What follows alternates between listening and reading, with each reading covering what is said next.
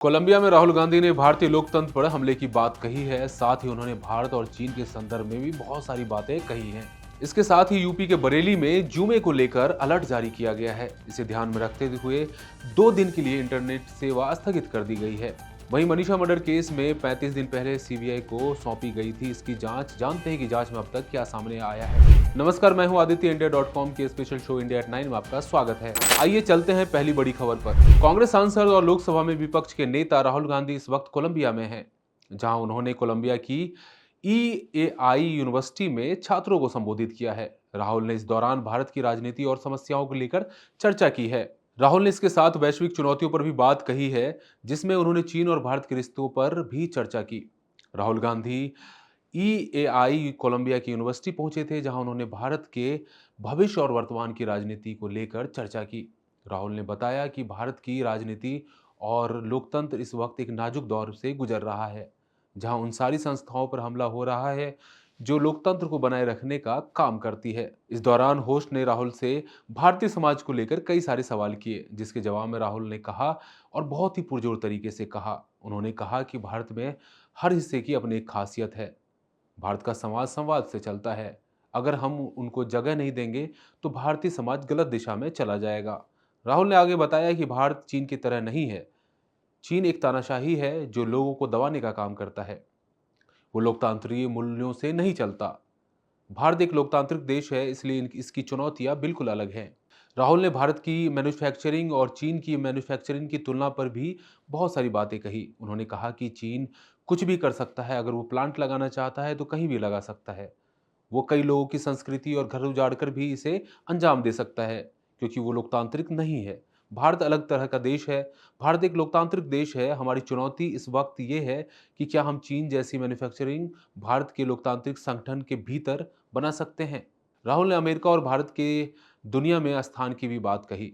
उन्होंने कहा कि हमारी अर्थव्यवस्था सर्विस बेस्ड है, इसलिए हम जॉब नहीं बना पाए। अगर आप दुनिया को देखेंगे तो पता चलेगा कि ट्रंप को समर्थन करने वाले वो लोग हैं जिन्होंने मैन्युफैक्चरिंग में नौकरियां खोई हैं। राहुल ने प्रधानमंत्री मोदी पर भी हमला किया। उन्होंने कहा कि भारत में भ्रष्टाचार सेंट्रलाइज तरीके से हो रहा है, जहां 4 बड़े बिजनेस पूरी इकोनॉमी को अपने हाथ में लेने की कोशिश कर रहे हैं और सरकार भी उनकी मदद कर रही है। राहुल के इस बयान के बाद राजनीति शुरू हो गई। बीजेपी ने राहुल गांधी के खिलाफ मोर्चा खोल दिया और बीजेपी की तरफ से राहुल के इन बयानों पर पुरजोर तरीके से हमला बोला गया। साथ ही उन्होंने कहा कि राहुल गांधी दुनिया को मिसलीड कर रहे हैं। अब चलते हैं दूसरी बड़ी खबर पर। यूपी के बरेली जिले में 26 सितंबर से खूब बवाल मचा हुआ है। इस बवाल के बाद से ही जिले में पुलिस प्रशासन हाई अलर्ट मोड में दिख रहा है। वहीं त्योहारों को देखते हुए सुरक्षा को और भी ज्यादा बढ़ा दिया गया है। आज विजयदशमी के खत्म होते ही जुमे की नमाज का दिन शुरू हो जाएगा, जिसके चलते प्रशासन ने इंटरनेट सेवा बंद करने का फैसला किया है। अब त्योहारों के बीच में इंटरनेट सेवा बंद करने का फैसला क्यों लिया गया, चलिए हम आपको इसे तफसील से बताते हैं। आपको बता दें कि पिछले हफ्ते जुमे की नमाज वाले दिन ही बरेली में हिंसा भड़की थी। अब प्रशासन नहीं चाहता कि त्योहारों के बीच फिर से हिंसा जैसी स्थिति पैदा हो, इसलिए एक बार फिर से इंटरनेट सेवा पर रोक लगाई गई है। इस मामले में जो आदेश जारी किया गया है, उसके आधार पर गुरुवार दोपहर 3 बजे से 4 अक्टूबर यानी शनिवार के 3 बजे तक इंटरनेट काम नहीं करेगा। यहाँ तक कि आप किसी को एसएमएस नहीं भेज पाएंगे। हालांकि ये बात वाजिब है कि इंटरनेट का उपयोग न कर पाने के कारण लोगों को काफ़ी परेशानियों का सामना करना पड़ सकता है। जिन लोगों का व्यापार ऑनलाइन होता है, उन्हें सबसे ज़्यादा परेशानी झेलनी पड़ सकती है। लेकिन इन सब के बावजूद यूपी सरकार के गृह सचिव गौरव दयाल ने आदेश जारी करते हुए लिखा है, बरेली में कानून व्यवस्था बिगड़ने की स्थिति हो सकती है। इससे जानमाल को नुकसान भी हो सकता है। एमएमएस और व्हाट्सएप के साथ ही फेसबुक और यूट्यूब और दूसरे सोशल मीडिया प्लेटफॉर्म के जरिए लोगों के भावनाओं को भड़काने का प्रयास भी किया जा सकता है।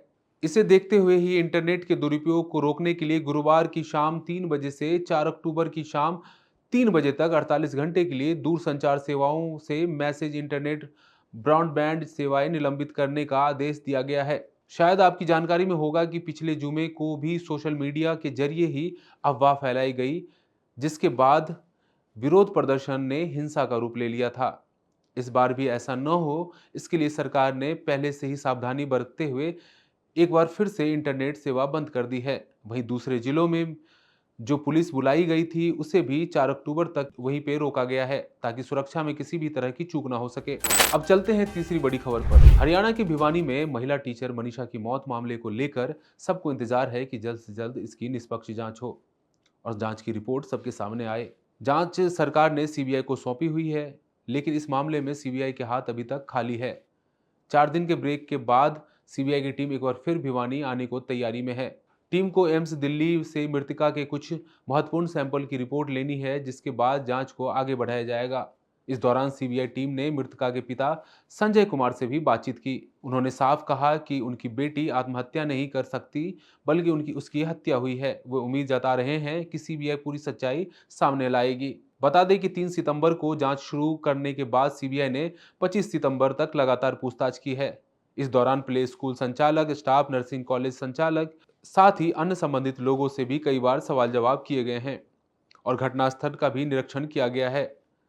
अब सभी को टीम की अगली रिपोर्ट का इंतजार है। 25 सितंबर से जांच कर रही है सीबीआई।